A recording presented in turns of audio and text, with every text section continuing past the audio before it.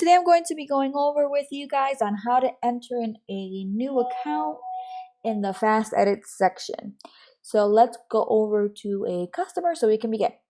Now, currently I'm already logged in to my portal. Please remember to use the system. The best web browser is Firefox and the next one would be Google Chrome. So between any of those two would be the best way to go. Okay, so I'm currently logged in. I'm going to click on leads and consumers. Once I'm here, I'm going to search into the system for my particular customer that I'm going to be adding the account for. Okay, once I click on their name that I'm on their file, I'm going to go straight to the fast edit button. Now, once I click on fast edit, on our right hand side of our screen, we're going to find a button that says add accounts. Here in the add account section, if I hover my mouse over it, I'm going to see that options appear. It's going to give me the option to add in accounts for history accounts, public accounts, credit inquiries, and technical account. Okay, so these are the different type of categories. So anything that would be charge off or collections, foreclosures, late payments, they would all fall under history accounts. Okay, any type of public records account, judgments, bankruptcies, tax links, those would all fall under the public accounts. Credit inquiries obviously be the customer's inquiries, and the technical account would be anything in the demographic data: their name, their address, their date of birth, their social, their previous employers, phone numbers, etc. Okay, so let's begin. I'm going to go over each and every one of them. So let's start off with the history accounts first. So when I click on history account, we're going to see that below it's opened up so we can enter in the information. Okay, so it's very important that you fill out as much information as possible based on what you have on the customer's credit report. Okay, so here in the account title is where you're going to write in the name. So I'm just going to use a fictitious account just so this way we can have some information to go off of. So I'm going to upload a account called Bank of America. Now on the top, you're going to see here, it says search for creditor. Now this is so that way the address can be populated for the on the line item. Okay, so let's say you want to send a letter to a creditor, right, and not just necessarily the credit bureaus. It's always good to add in then the creditor address from the beginning when you're uploading, so that way when you're in the letter section, you don't have to go and jump back and forth to be able to enter in that information. Okay, so we're going to type in Bank of America. And the system has a wide database of addresses. So you can just look, and based off of the credit report, the address that's on it, choose the one if it's in here. If not, you have the option to be able to submit a new address if needed. Okay, so I'm just going to choose one of them. Now this particular account already has the creditor address on the particular line item that we're uploading. Now in the global dispute reason, this is going to give a dispute instruction for all the bureaus: Equifax, Experian, and TransUnion. Okay, so let's say you want to use a general dispute instruction instead of using a customized one, then you can use it in the global dispute reason, because then they'll just populate to all three. Okay, now the next step we have here is the account name again. Now the reason that we have the account name twice is because on some, you're going to notice on some credit reports, there is certain accounts that are on the same, right on the same line, all three bureaus. But for example, let's say TransUnion, instead of it saying, for example, Bank of America, if that's the line item we're looking at, it will say a different name to it. Or if it's a collection, then it shows on one account the creditor's name, right? So what we do is we put it this way, so that way you have the ability to be able to give the account per bureau the correct name that's appearing on the credit report. Okay, so I'm just going to continue to fill out the information of the data that we have here. So basically it's just mainly based off of what you have on the credit report. Okay,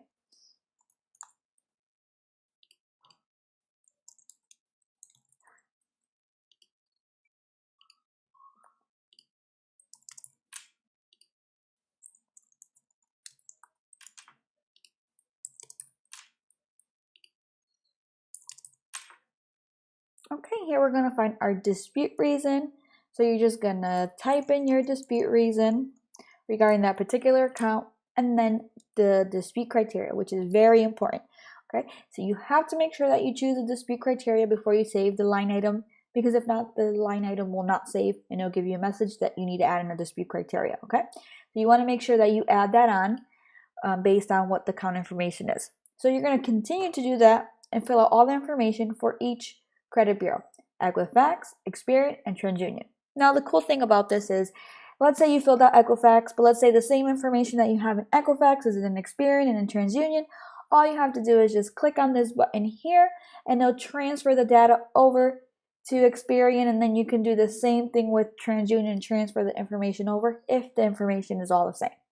I like to do it that way and then just go ahead and adjust whatever information is different, just because it makes it a little bit easier when I do the entry. Okay, once you're complete entering all the information that you have available, you're going to click Save. By clicking Save, you already uploaded a history account into the system, which is great. Now let's go to the next one. Now we hover our mouse back over to Add Accounts. Let's go now to the public accounts. In this public accounts, here we're going to add in a public record. So you're going to see in the first section on the top, it says public record type. So when we click here, it's going to give you the options of the different type of public records, and you're just going to choose the one that you're going to be uploading at that moment. Okay. And then you're going to give the account name, the account title, which would be the account name. Usually it says public record, or it says chapter 30, whatever the line items, and it usually says the type of the public records as the title. So you can just put that there. And then you're going to do the same procedure that you did when you were adding the history account. The only thing different is that the data that shows here is a little bit different since we're uploading public records.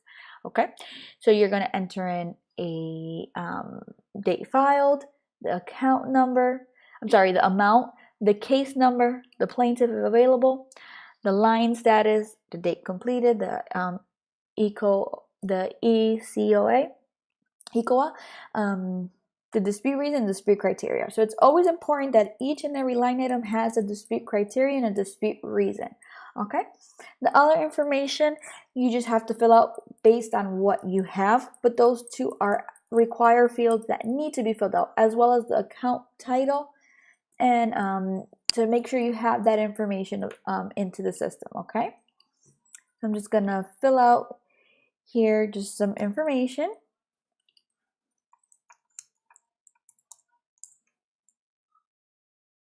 Okay, once I'm done, I'm just gonna upload it in Equifax, because just so you guys can see that it's uploaded in one. Put in my dispute reason and click Save. Now after you've done that, that's how you would upload a public record. Now we're gonna go back and try to upload a different account, which would be the credit inquiries. So let's go there. So when I click on credit inquiries, we're going to see that it opened up so we can add in the information. Now you're going to see that the trend of adding accounts are almost all the same. The only thing that changes is the type of content that shows in the information requested, okay? But the account title still remains the same, adding a creditor, same just like as adding a history account.